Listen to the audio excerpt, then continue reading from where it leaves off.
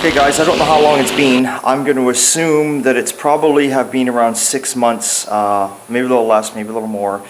And any new subscribers out there, go back, look at my videos. You'll see Rick's, it's called Rick's 58 Ford, part 1, 2, 3. I think that's probably all I got. Maybe there's a part 4, I'm not sure.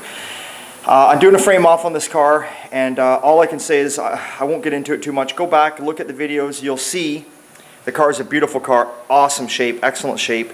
Anyway, yes, believe it or not, I'm back onto my 58 Ford. So today it's a Sunday, it's a long weekend, it's July long weekend, and that's what I'm doing on my Sunday because that's what I want to do. So first thing you got to do, what we're doing today is we're putting a 302 with a C4 automatic into a 58 Ford. No different if you guys got a 57 or 59 Ford, basically same thing. So there's a couple little handy tips here. So here's the first one. We'll get on to it. As you can see right there, go out and buy yourself some Coca-Cola in a glass bottle. Get one of those bad boys nice and cold, pop it open, and turn on the oldies, or whatever you like for music. And that's as close as you're going to get to being back in the day. You know what I mean? You got the Coke, you got the music, you got the old car. That's it. That's as close as we're ever going to get. Anyway, so here we go. There's my little 302. She's a pretty little engine. She's looking nice. I didn't get too carried away with too much chrome on it. I'm not a huge chrome fan on engines just for the fact that I drive my cars and I don't want to be out there polishing it and cleaning it and having to deal with it all the time. So I keep it very simple. A little bit of detail on the top, a little bit of contrast, you know, a little color here and there, and that's all we need. So there's our C4. Now, as I showed you guys in a video once before, install the torque converter. Don't remember, when you're putting a torque converter in, you put it in, you kind of spin it and wiggle it, spin it and wiggle it, and it will go back 3 clicks. Another handy tip here, as you can see on this torque converter, it has got the studs welded to it. They're fine thread on this one. Grab the nuts for your torque converter before you, even if it's brand new, guys, just grab a couple nuts and make sure they go on there properly. Because the last thing you want to do is mate the transmission up to the engine and then try and get a nut on there and you find out one of these threads has got a burr or something's going on. Then it just sucks, right? You want to keep doing the job back and forth. So my next step here now is I'm going to put the engine and transmission together. I'll get those all bolted together, and then we will go from there, and we will try and get this engine and tranny into my my frame today. And of course, there's my frame. Nothing too spectacular, like I said. A little bit of contrast here and there, gloss black there, satin black on the frame. Didn't get overboard with it. Again, I drive my cars. If someone crawls underneath the car when it's up for sale and they look at it, they'll be able to see it's all new and it was a frame off restoration, but by no means did I get carried away and you know, where I'm going to get under there and be wiping it down and cleaning it up all the time. I'm the guy where when I wash my car, I just take the hose and I run the hose underneath it and hose it off, and that's good enough. I'm not building the trailer queens. My cars are driven. And that's all I can tell you. So let's get this engine and tranny together, and then we will get right. Okay, guys, so there we go. We have the engine and the transmission bolted together. Now, I forgot to mention to you guys, I was talking about the studs, and as you can see them down here.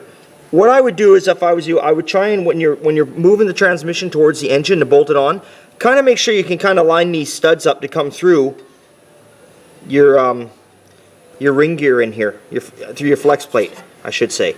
That way there, it just, you know, because they got to come through the studs through there. So, and you can find the holes, they're very simple.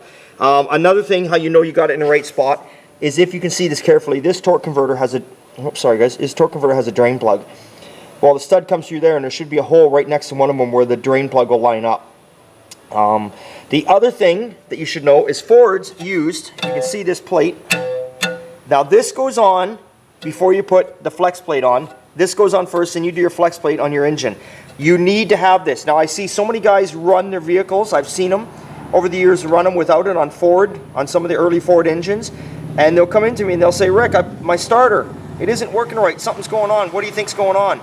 And I look in there and they forgot to put this piece back in. It goes all the way across the whole engine. You can't, I don't know if you can see it in there, but you can sort of see it. It goes all the way across, like I said, it goes on first. That, believe it or not, is a bit of a spacer for the starter, and if you don't get that in there properly, it's like a shim.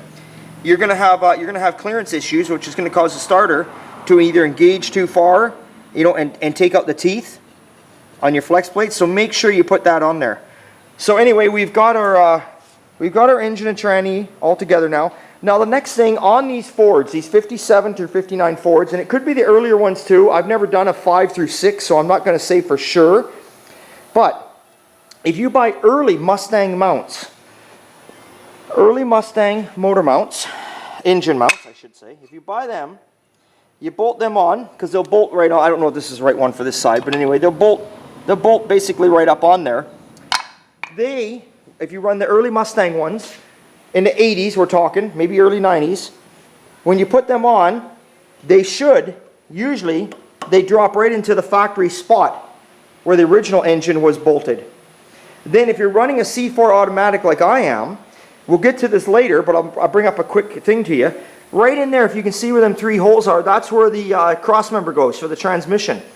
Well, guess what? When you put this engine in there, the transmission mount that's on the back of the transmission, all you have to do is on the crossmember that we're going to put in the frame, you have to oblong the hole out a ½ an inch, and it all drops right in place like it was supposed to be there. And it'd be the same if you put a 351 in there or something like that. It's the same thing. I'm kind of questioning these engine mounts I got here right now, because for some reason they don't look like the ones that I used before when I did an earlier 57 Ford. So I hope these are right, because if they're not, that means I'm going to have to run down to the bloody parts store here and get the right ones. But anyway, I'm going to try and bolt these on, and we'll come back and we'll show you another video, and we'll get a little further along and we'll show you what else is going on. So basically we're showing you how to put a 302 into 57 through 59 Ford with a C4 automatic, of course. Okay guys, so here it is. I've set the engine and transmission in the frame. We'll come around here, you can see a better look at the mount. So these are early, like I say, these were earlier Mustang mounts that I used. I did have to, if you guys, anyone out there that's got a 57 through 59 Ford, you'll notice there's 2 holes on your factory crossmember. It utilizes the upper one. And I did have to grind it out a little bit, only because the stud on these mounts is way thicker than what originally went through there. So I had to grind that out a little bit, the die grinder, then it dropped right in. So the engine just fit right in there. You can see, I don't know if we can see down in here, it just gives you the clearance on the crossmember for the oil pan. Everything's good there. Now at the back, I ran into a little bit of problems. As I was saying, you just got to oblong your holes, whether you do it on your mount, which you can see I did it a little bit here, or you do it on your transmission crossmember. I kind of went half and half. I did half of it. I did around, I would say that's around almost ½ an inch there. I did ½ an inch there, I did ½ an inch there. So it gave me a little movement, little play, rather than being tight jammed up in there. But I had a problem at the beginning. It wasn't going to go. It wasn't going to fit. And what happened is I don't know if you can see here. This is my weld, of course, right now. But you can see the old weld here. Someone had taken this apart at one time, and they didn't have this piece centered properly, and it was throwing me off. So I had to cut it and re-weld it. Now in your case, you won't have to do that. In your case, you're just going to, you know, die grind out this mount a little bit. This is just a mount for a 302 Ford. It's a 2-stud mount underneath. And because underneath here, your factory mount has 2 holes, and you're going to have to die grind those out a bit. And that's it. Bolts right on. There you go. Of course, obviously, you're going to have to do something about your dry shaft when the time comes. So right now, it's just kind of mocked up in there.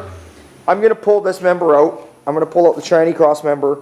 I'm going to weld it up nice and solid, clean it up, and then paint it just the satin black to match the frame. Then I'm going to put it back down in there. Then we'll buckle everything up, because right now the engine itself is not bolted down in the frame there. It's just sitting there.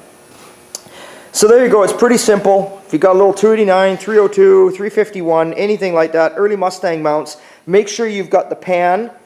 Get the oil pan. Again, for like an early Mustang car in the 60s, with the sump at the front, and get your proper pickup tube and your screen, and use that on your motor, because you need a front sump pan. So you use that in there, and get your early, like late 80s, early 80s to maybe even early 90s Mustang mounts, motor mount, engine mounts I should say, and away you go. Everything is good. So there it is. So we have an engine and transmission in my frame. I'll finish this a little bit of welding up. I'll give you a picture when it's all done. We'll come back here, give you a quick little view of it all painted up. And that's it for today. That'll be it. I'll probably be here for another hour though, fucking around with that. But that'll be it. And then hopefully during the week here after hours, when I'm done my normal working for the day, I can get going and get the brakes in this thing. And there we go. I'm going to have a rolling chassis. And it's just a matter of getting back onto the body. So she's getting there. So the 58 Ford is underway again, guys.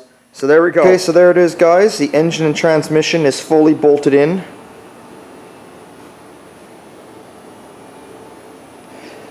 One more step done on the 58 after all these months. So now that I've started, I must continue. So you will be seeing more videos of this as it comes along. The next step is, obviously, I'm going to be running all the brake lines, putting all the brakes in the vehicle, run the brake lines. I got to hook the rear shocks up back there. Then I'm going to have to deal with the situation of a drive shaft. And that's going to be about it. Then we're back onto the body. So, until next time, there's the 58.